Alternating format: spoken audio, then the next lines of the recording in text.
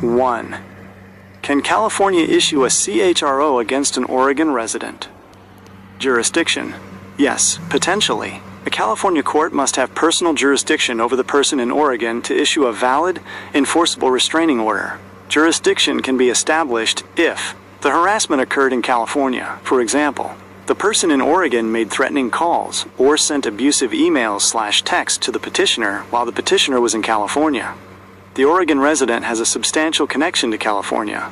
This is less likely with a CHRO than a domestic violence case, but could apply if the person regularly works or conducts business in CA. The Oregon resident appeared in the California court. If the restrained person appeared at the hearing in California to contest the order, they may have submitted to the court's jurisdiction. Assuming the California court properly established jurisdiction and issued a valid CHRO, the order is effective. 2. How does this affect the right to possess firearms in Oregon? The prohibition on firearms possession comes from two sources. A. The California order itself. State-level prohibition. A granted California CHRO explicitly mandates that the restrained person cannot own, possess, purchase, or receive firearms and ammunition. Violating a court order is a crime. If the restrained person possesses a firearm in Oregon, they are violating the terms of the California court order. This violation could subject them to criminal prosecution in California if they were. The key is whether Oregon law requires its state authorities, like police or background check systems, to enforce the firearms prohibition from a non-domestic out-of-state protective order, the California CHRO. Oregon's own protective order and gun laws primarily focus on domestic violence, stalking, and extreme risk protection orders. It is less certain whether a standard, out-of-state, non-domestic CHRO is sufficient to trigger an Oregon state-level firearms ban if the federal ban does not apply. Conclusion: the restrained person is in a dangerous legal position. 1. The California court ordered them to relinquish their firearms. They face consequences in California for non-compliance. 2. Possessing the firearm is a direct violation of the order. The safest and most legally compliant course of action for the person in Oregon is to immediately comply with the terms of the California CHRO by properly relinquishing all firearms and ammunition, and filing the proof of compliance with the California court as required by the order. They absolutely must consult with an attorney licensed in Oregon to determine how the California CHRO is enforced by Oregon law enforcement and court systems. Whether a person subject to a civil harassment restraining order can still own or possess weapons is a matter of law, and the answer is generally no, especially regarding firearms. Here's a breakdown of the key points, though it's important to remember that laws can vary by jurisdiction, state and federal. 1. State law provisions. Many states, like California, which appears frequently in the search results, have specific laws that prohibit a person who is the subject of a civil harassment restraining order from owning, possessing, purchasing, or receiving firearms and ammunition for the duration of the order. 2. The order itself. The restraining order issued by the court will typically state clearly that the restrained person is prohibited from possessing or purchasing firearms/ammunition and must surrender or sell any they currently own. Failure to comply can be a separate crime. 3. Federal law. Federal law primarily focuses on restraining orders related to domestic violence, an intimate partner, or their child. However, some state civil harassment orders may include elements that trigger federal firearms prohibitions, or the state law itself is the stricter prohibition. In summary, if a court grants a civil harassment restraining order, the restrained person is typically prohibited from owning or possessing firearms and ammunition while the order is in effect. The restrained person is usually required to relinquish, turn over to law enforcement, or sell to a licensed dealer any firearms they already possess and provide proof of this to the court. The specifics of the prohibition, e.g., whether it includes other types of weapons or body armor, and the exact procedure for relinquishment are determined by the state's laws and the specific terms of the court order. 1.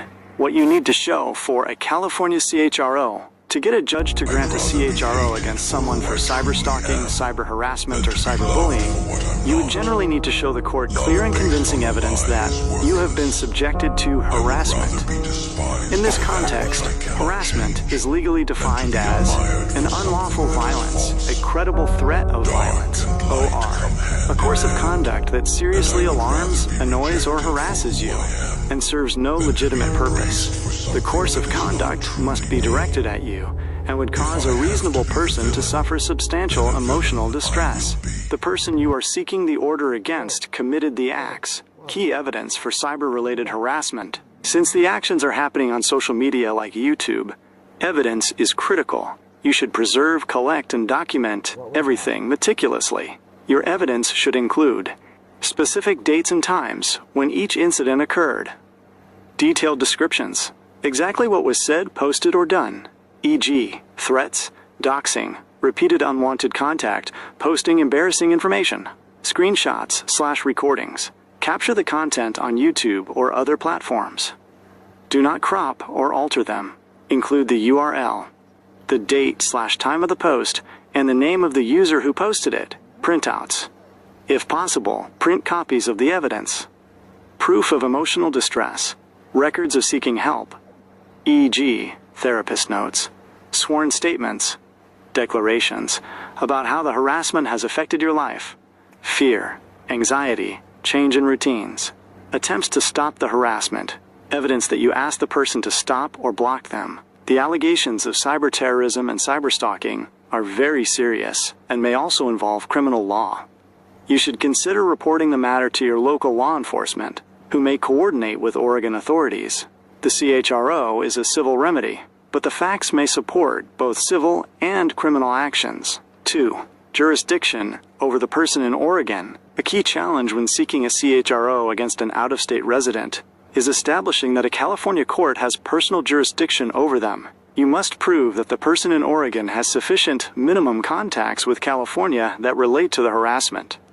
The argument would likely center on the fact that they intentionally directed their malicious online conduct, via YouTube, etc., at you, a resident of California, with the knowledge and intent that the harm and emotional distress would occur in California. If you cannot establish personal jurisdiction, a California judge may not be able to issue a long-term restraining order. 3.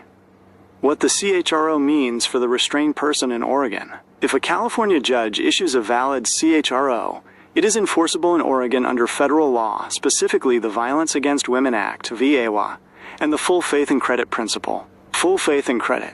This means that Oregon law enforcement and courts must treat the valid California restraining order as if it were an Oregon order and enforce it. Enforcement. If the restrained person in Oregon violates the terms of the California CHRO, e.g., attempts to contact you, continues posting harassment, they can be arrested and criminally prosecuted in Oregon for violating a protective order. No re-registration required. While some states allow or encourage registering an out-of-state order, the VAWA requires that the order be enforced even if it has not been registered, as long as it is a facially valid order and the restrained person was properly served with it. In summary, your first step should be to gather all evidence and consult with a California attorney experienced in civil harassment and interstate jurisdiction immediately. They can help you properly file the necessary documents, CH-100, etc., and argue your case in court.